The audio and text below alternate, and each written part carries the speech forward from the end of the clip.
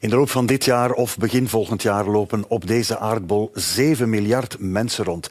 En in 2050 zullen we zelfs met 9 miljard zijn. Lukt dat allemaal nog wel? Kunnen we al die mensen nog voeden? Is er voldoende water?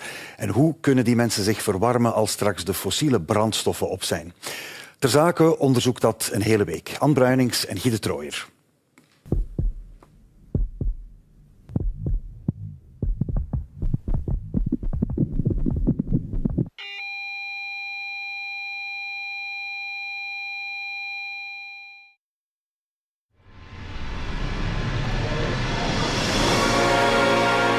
Welkom op de planeet Aarde.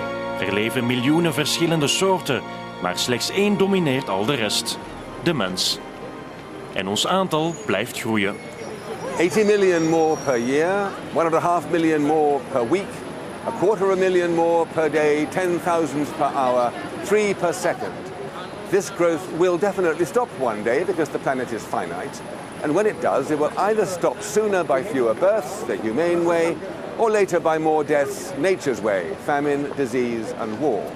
There is no third alternative.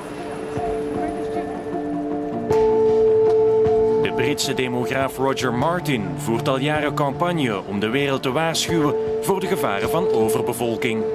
Well, welcome to London. This is 150 years ago the greatest city in the world, the most powerful, with a population of nearly 1 million people. And at that time in the world there were about 1.25 billion people.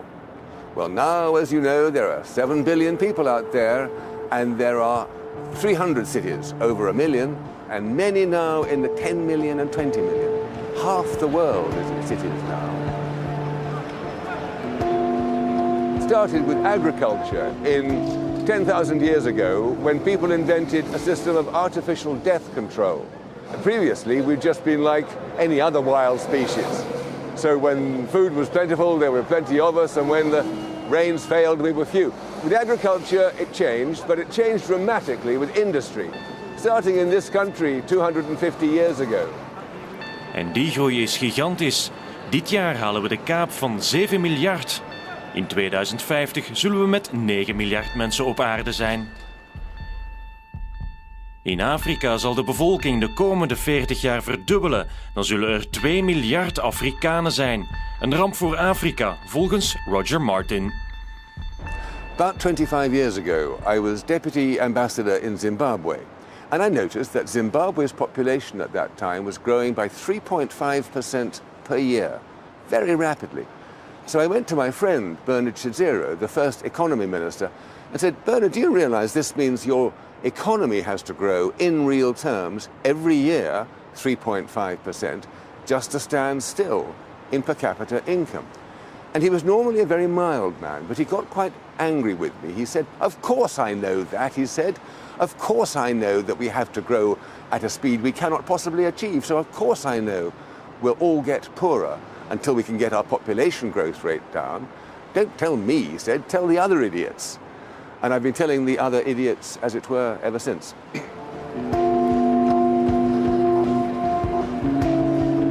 Alle nieuwe mensen hebben water, voedsel en energie nodig. Maar moeten we niet eerst naar onszelf kijken? Het verbruik van een Europeaan ligt vele malen hoger dan een Afrikaan.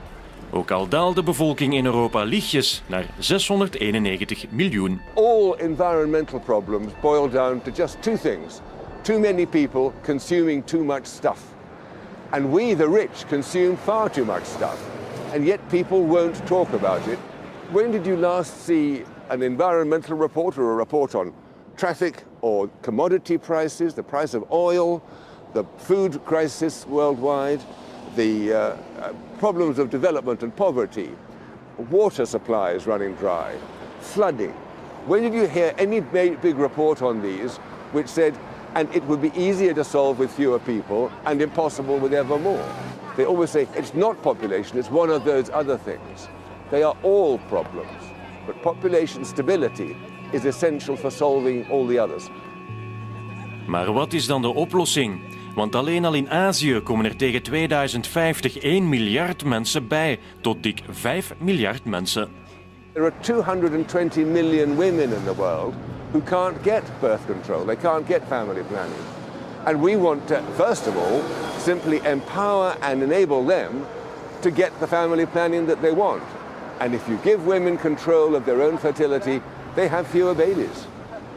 They always do, because what woman wants to be enslaved to pregnancy all her life while she's trying to feed a family on $1 a day?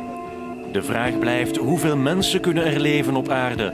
Nu al lijden 800 miljoen mensen honger in de wereld. En het probleem zal volgens Martin alleen maar toenemen, tenzij we durven praten over overbevolking. At the conference in Kampala that I was at in September, I did a projection of what all the 9 countries represented from East Africa, what their populations would be in 100 years if they went on growing at the present rate. Uganda went up from 33 million today to 860 million in 100 years' time.